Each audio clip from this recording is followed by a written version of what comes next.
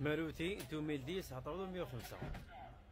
بسم الله الرحمن الرحيم. السلام عليكم، مرحبا بكم دائما على اوطوموبيل 360 الخوال العزاز. الناس اللي ما تعرفش المارشي واش تدخل المارشي معنا بلاش، المارشي واش راهو يدور، ماذا بكم استغلوا برك.